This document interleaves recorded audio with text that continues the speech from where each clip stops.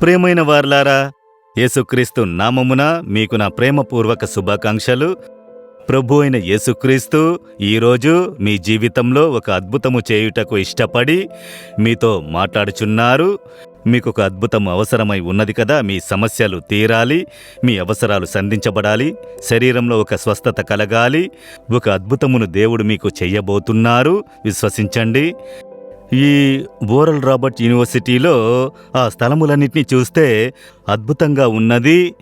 50-55 సంవత్సరాలకు ముందుగానే ఎంతో బ్రహ్మాండంగా దేవుడు వాటిని క్రమపరిచి ఇచ్చినారు అంటే చాలా ఆశ్చర్యము.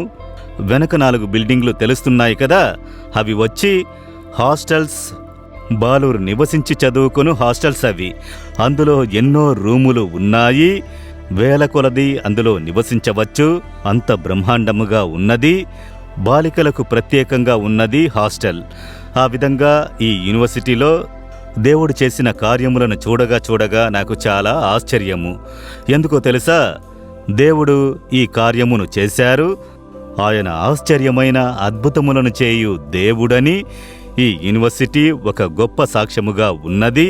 యోబు 5వ అధ్యాయము 9వ వచనములో ఆయన పరిశోధింపజాలని మహాకార్యములను, లెక్కలేనన్ని అద్భుత క్రియలను చేయువాడు ప్రభువు చేయునని చెప్పబడి ఉన్నది. పరిశోధింపజాలని మహాకార్యములను, ఇవి ఎలా జరిగినవి? ఆశ్చర్యముగా ఉన్నదే. మీరు పరిశోధించి చూసినను కనిపెట్టలేరు. ఆ విధమైన కార్యములను దేవుడే చెయ్యగలరు. లెక్కలేనన్ని అద్భుతములు. ఎన్ని అద్భుతములు! లెక్కించలేక ఉన్నాము. అన్ని అద్భుతములను దేవుడు చేసి ఉన్నారు. అలా చేయు దేవుడు మీ జీవితంలోనూ చేయుదురు, మీకు చేయుదురు. మీరనుకోవచ్చు, ఇదంతా జరిగే కార్యము కాదు, అంతే, అన్నీ ముగిసిపోయినవి, అన్నీ చేయి విడిచిపెట్టబడిన ఒక పరిస్థితి అని కలతతో నిలబడ్డారా? ఆయన గొప్ప కార్యములు చేయువారు, పరిశోధింపజాలని మహాకార్యములు చేయువారు, మీకును చేయుదురు. దేవుడు చెబుతున్నాడు, కుమార్తె నీకు నేను చేయుదును, కుమారుడా నీకు నేను చేయుదును. నేను అద్భుతములు చేయు దేవుడను కదా, నీకు ఒక అద్భుతము చేయుదును, నీవు భయపడకు అని దేవుడు చెబుతున్నారు. కనుక మీరు ఈ దినం దేవుని చూసి, మీరు పరిశోధింపజాలని మహాకార్యములు చేయు దేవుడని నేను విశ్వసించుచున్నాను, నాకు ఈ కార్యములో ఒక అద్భుతము చేయుడి అని ప్రార్థించి చూడండి.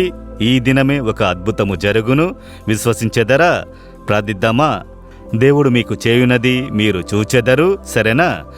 దేవా, పరిశోధింపజాలని మహాకార్యములను, లెక్కలేని అద్భుతములను చేయు దేవుడవు.